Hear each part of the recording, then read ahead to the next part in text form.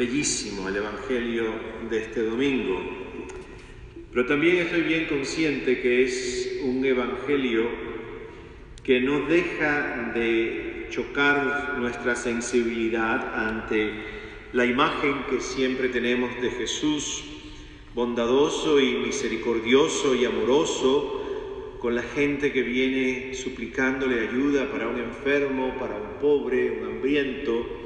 Y Jesús en este texto, la gran parte del texto realmente, su conducta es bastante cruel y llama mucho la atención. En el texto en español y en la Biblia en español hemos traducido la palabra como perrito. Y en el texto en inglés no dice perrito, no dice puppy, dice perro. Fui a buscar qué dice el texto original, que es en griego, y tampoco dice perrito. El texto original en griego dice perro. Yo creo que en español es tan chocante escucharlo que lo hemos puesto en diminutivo para poderlo procesar mejor, ¿verdad? El perrito. Yo en toda mi vida he escuchado tantas reflexiones y homilías sobre esto, desde tratar de explicar un poco que Jesús realmente no quiso decir perro, sino... Y yo decía, bueno, pero entonces, ¿qué fue lo que quiso decir? Nadie podía contestar. Hemos tratado de reconstruir el texto diciendo de que es una catequesis del autor del Evangelio de San Mateo, que a través de una experiencia, de un choque, para que la gente entonces entendiera el mensaje de Jesús, tampoco. Hoy leí algo por la mañana que dije, la verdad es que en el internet escriben cada babosada, ¿no? Que la palabra es perrito porque es un puppy y es tan bonito. Digo, Madre Santa, nada tiene que ver con el texto. El texto es un texto maravilloso y yo voy a tratar de desmenuzárselo lo mejor posible y lo más rápido posible. Hay que leer este texto como se leyó en el primer siglo, como lo escuchó la audiencia que está con Jesús.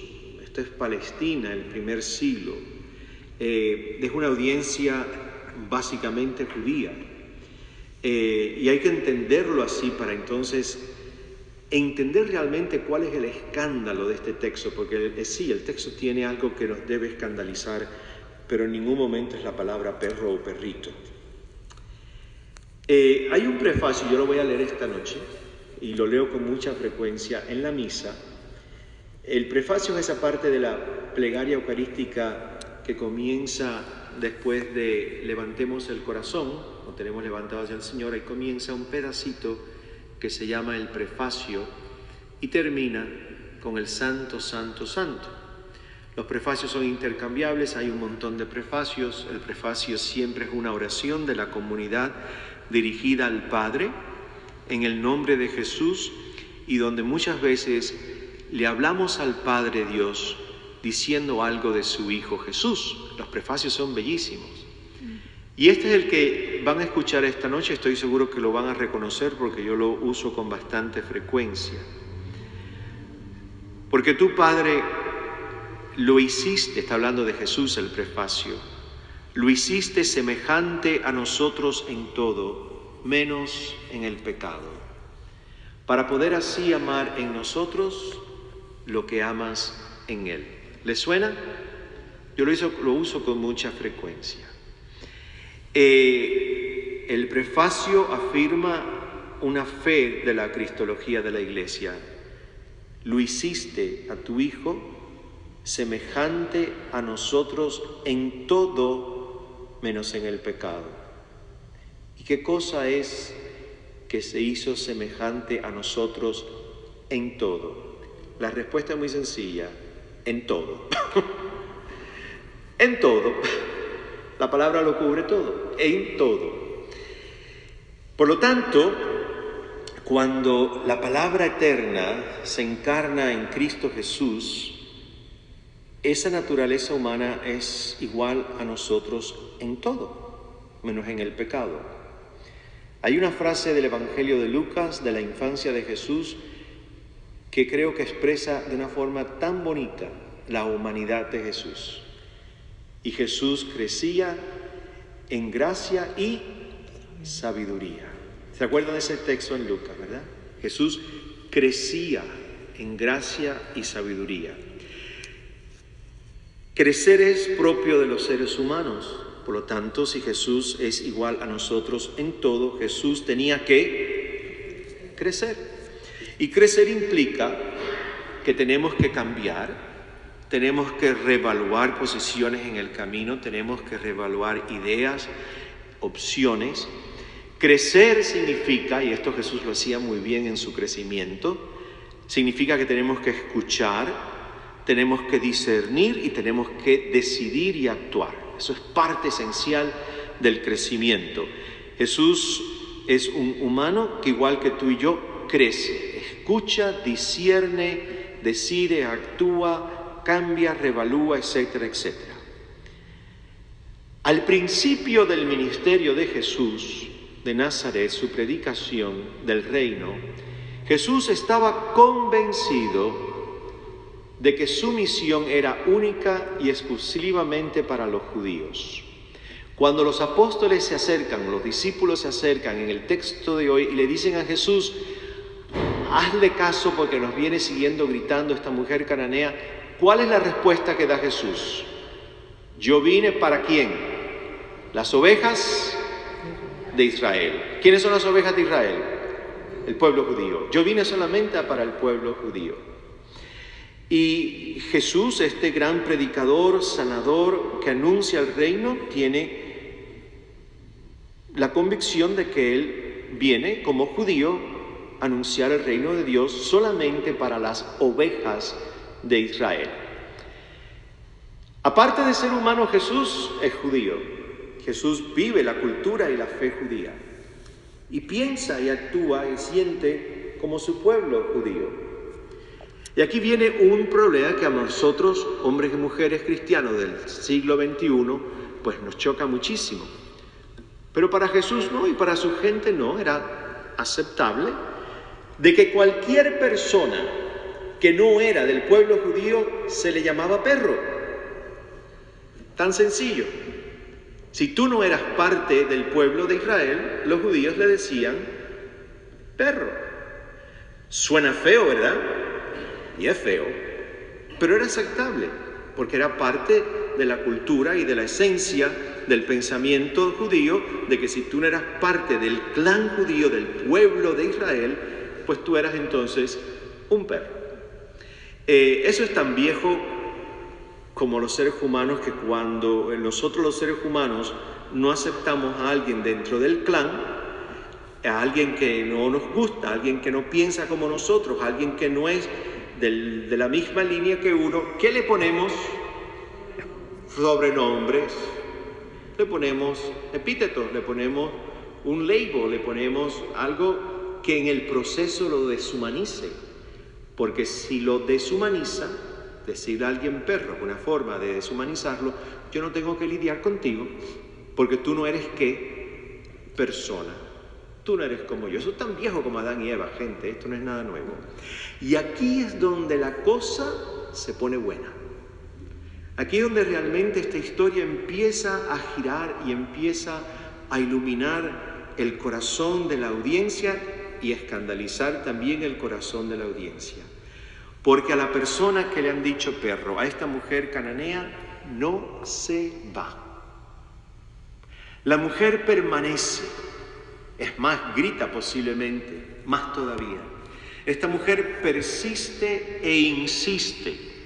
La mujer cananea entra perfectamente en la tradición evangélica de mujeres fuertes, de insistencia y de persistencia. La mujer que encendió todas las lámparas de aceite de su casa y barrió debajo de la cama y debajo de los muebles hasta que encontró ¿qué? Una moneda. ¿Y llamó a quién?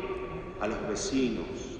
Y tenemos un personaje, una mujer que era viuda, que nadie le hacía justicia, no tenía hombre que la protegiera, ni marido, ni pariente, ni amigo. Iba ¿a quién? A un juez. ¿Se acuerdan de esa historia? Y dale que te dale con el juez. Llega un momento en que el juez dice: mejor que le haga justicia porque esta mujer está al punto de darle un puñetazo. Literalmente es lo que dice. Y hay otra mujer que persiste e insiste. Están en una boda en Caná de Galilea y se acabó el vino, y aquello era horrible para una boda judía, porque una boda judía, la recepción, ¿sabe cuánto duraba? 7 días y 7 noches. Y había que dar buen vino, y si se te acababa el vino, eso era horrible, era una gran vergüenza. Y avisan a Jesús, ¿y cuál fue la respuesta de Jesús? No ha llegado todavía mi hora, así que no es mi problema. Llegó un momento, una mujer persistente, ¿qué dijo? Hagan lo que Él les mande. Yo imagino que entre el no es mi hora y hagan lo que Él les diga, esa mujer persistente se acercó al hijo y le dijo, haz lo que yo te digo, convierte las 7 tinajas de agua en el mejor vino. La mujer persistente. La cananea entra en la tradición de la mujer persistente, insistente. Acepta su epíteto, acepta su insulto y sigue hablando con Jesús. Le dice un título muy especial, Hijo de David. Reconoce esta pagana que le acaban de decir perro, acepta y reconoce que Jesús es de la línea de David. Y si es de la línea de David, el rey tenía que cuidar, el rey tenía que proteger, el rey tenía que alimentar, el rey tenía que guiar. El rey era el protector humano, símbolo del protector que realmente era el Dios de Israel. La mujer pide migajas, las acepta. La mujer no está interesada en comerse el menú completo. Tiene una humildad extraordinaria, tiene un amor muy grande por su hija que está endemoniada. Sigue persistiendo y sigue con la fe delante de un personaje que ella sabe que es totalmente diferente a ella. Y finalmente Jesús se conmueve. Finalmente esta mujer conquista el corazón de Jesús. De alguna forma es capaz de enamorar la atención de Jesús. Más aún, a partir de este momento, Jesús va a reevaluar y va a revisar su misión como mensajero del Padre. Desde este momento Jesús entenderá que su misión no es única y exclusivamente para las ovejas perdidas de Israel. Jesús crece en este momento. Jesús se transforma en este momento. Amplía su horizonte gracias a la insistencia, persistencia, amor, fe y humildad de la mujer cananea. Desde ese momento la misión de Jesús no es excluyente, sino es una misión incluyente. Servirá a samaritanos, servirá a romanos, servirá a ciudades de la Decápolis, servirá a cananeos. Jesús está en unas 2 ciudades, las regiones de Tiro y Sidón, así comienza el Evangelio. Estaba en el corazón del mundo cananeo, Tiro y Sidón. La geografía bíblica es muy importante. Es en el corazón del mundo pagano cananeo que Jesús cambia su misión, por así decirlo, en cuanto que se da cuenta de que Él no puede venir para un grupo, sino viene para todo hombre y mujer que, como la cananea de buena voluntad, está buscando ser sanado y transformado. Resumen. Nosotros decimos que la fe mueve montañas, ¿verdad? Pero cuando a la fe le añades el amor, mueves muchas montañas. Esta es una mujer que mueve montañas. La fe y el amor se manifiesta en cualquier corazón de cualquier ser humano que busca y desea ser sanado o busca o desea la sanación de alguien que ama, hasta el corazón de una mujer pagana cananea. Como Jesús, el Señor, también tú y yo estamos llamados a revisar nuestras opciones, a crecer, a cambiar de dirección, a revisar nuestras ideas, nuestros valores. Como Jesús, el Señor, también y tú y yo estamos llamados a escuchar la voz del Padre y revisar cómo respondemos y cómo actuamos después de escuchar la voz del Padre. Y termino con el gran escándalo de este texto. Este texto comienza donde Jesús la rechaza diciendo: no vine para ti, vine solamente para Israel. Primero Jesús, dice el texto, que no le hizo ni caso. Es un versículo muy fuerte. Y el texto continúa diciendo: Jesús, yo no puedo darle el pan a los perros. Y escuchamos todo lo de la mujer, cómo actúa, cómo persiste, cómo insiste, su fe, su pobreza, su sencillez y su amor a su hija. Y la mujer que fue deshumanizada, al llamarle indirectamente perro, Jesús le dirige el nombre que incluso utiliza para dirigirse a María, la madre. Le dice ¿cómo? Mujer. De perro se convierte en mujer. Jesús la humanizó. Jesús la hizo persona y la hizo sentir persona. Yo te invito en esta noche que hagamos lo que hace esta mujer. La respuesta de Jesús al final, el diálogo con ella: mujer, tu fe es tan grande. Ese fue el gran escándalo que dio Jesús a los discípulos. No haberla llamado perro, sino haberla llamado mujer. Y al haberle dicho, cananea pagana, que su fe era muy grande. Acerquémonos a Jesús en esta noche. Pidámosle a Jesús que nos humanice, que nos devuelva dignidad perdida en el camino. Y en el silencio más profundo del corazón, gente, que salga de aquí adentro, postrados interiormente ante el Hijo de David, como ella, digamos la frase que ella le dice primero a Jesús. 2 palabras les dijo: Señor, ayúdame. Te lo decimos desde el fondo del corazón en esta noche con el espíritu de la cananea.